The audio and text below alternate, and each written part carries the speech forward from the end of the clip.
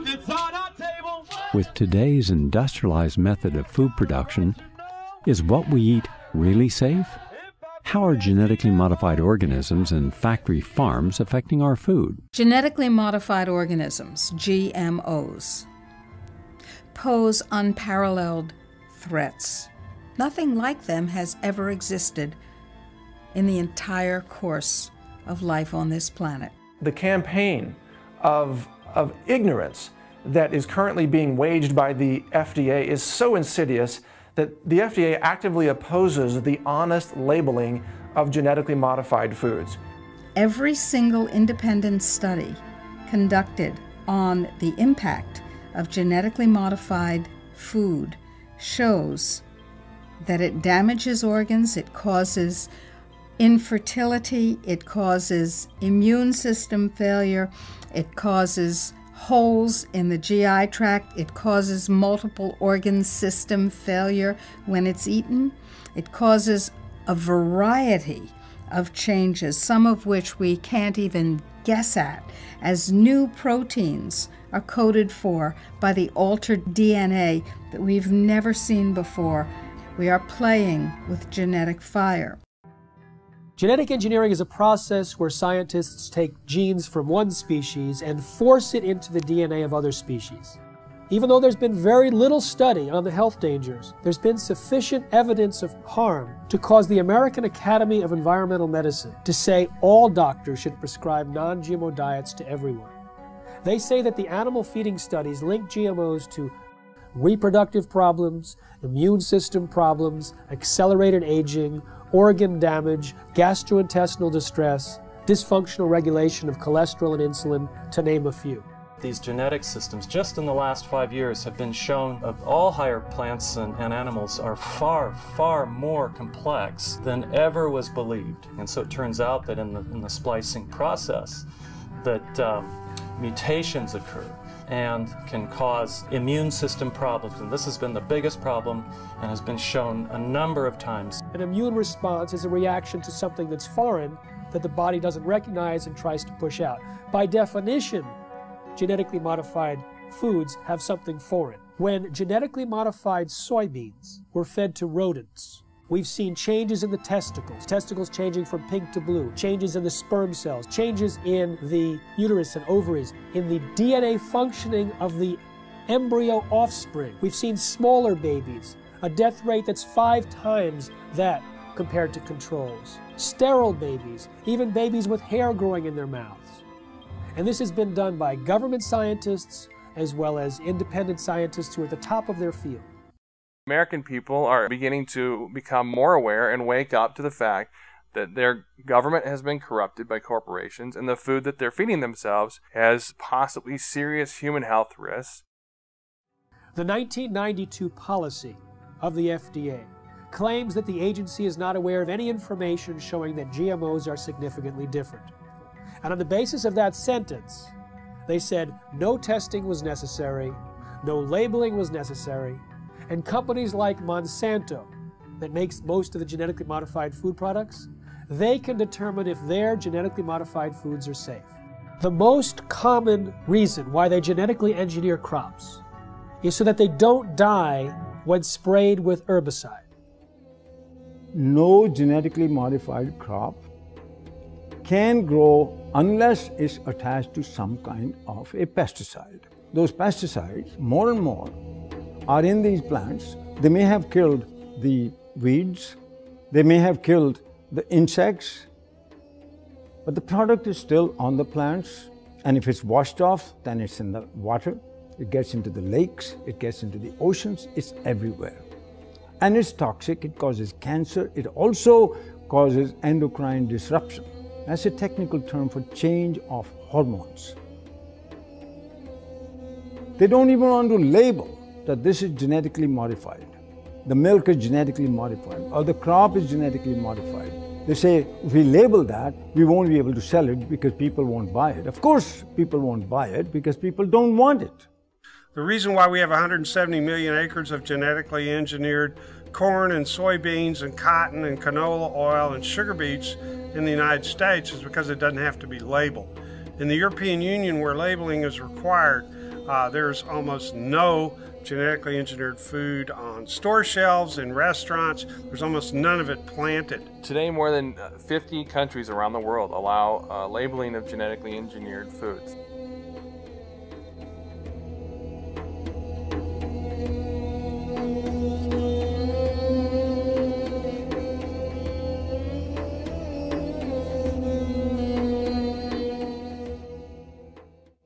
The FDA came out with its infamous policy stating that genetically engineered foods are substantially equivalent to non-genetically engineered foods. The person in charge of labeling policy at that time was Michael Taylor, who had previously worked as an attorney and lobbyist for Monsanto. After Taylor left the FDA in the early 90s, he went back to Monsanto and then came back to the FDA. The FDA has argued at Codex meetings that the average consumer is too ignorant to recognize the difference between a GMO labeled food and a non-GMO labeled food, and they'd make the wrong choice. And that's their stated reason for opposing GMO labeling. The UN Food Safety Standards Setting Organization that's jointly run by the World Health Organization and the Food and Agriculture Organization, that's called Codex Alimentarius. There was an 8-year process where all the countries in the world came together and talked about whether there should be safety assessments for genetically engineered crops, genetically engineered animals, and genetically engineered microorganisms. We went to all these meetings over 8 years. There's now global agreement that there should be required safety testing for these crops before they come on the market. And you know what? The U.S. does not require that. It's the FDA and the USDA who helped lead the charge for these new food safety bills. There's nothing in those bills to protect you. It's there to protect the genetic engineering industry. And unfortunately, if we don't stop this, you won't see organic farmers. The laws in the bills currently are so strict, so arbitrary, that if you are a small organic farmer, you can't meet their requirements for safety. As a result, you'll go out of business. As the chemical seed package has spread, and now with genetically engineered seed that originally was free in India because it belonged to the farmers, or was low cost because it was released from the public sector universities that did seed breeding. In the genetic engineering revolution, these seeds are now patented property of one corporation called Monsanto. Cotton seed used to cost 5 rupees, 7 rupees a kilogram. When Monsanto entered with its BT cotton, it shot the price up to 3,600 rupees a kilogram for seed. The U.S. government was forced to spend $3 to $5 billion per year to prop up the prices of the GM crops that no one else wanted. The White House decided to fast-track biotechnology because they thought it would increase U.S. exports and U.S. domination of the food supply. But the opposite happened. And so the U.S. government was forced to spend $3 to $5 billion per year to prop up the prices of the GM crops that no one else wanted. So instead of admitting that they were a failure and withdrawing them, they've been trying to push open the markets, bullying other countries. George Bush filed a lawsuit essentially with the World Trade Organization against Europe, saying that their rejection of genetically modified foods was an illegal trade barrier.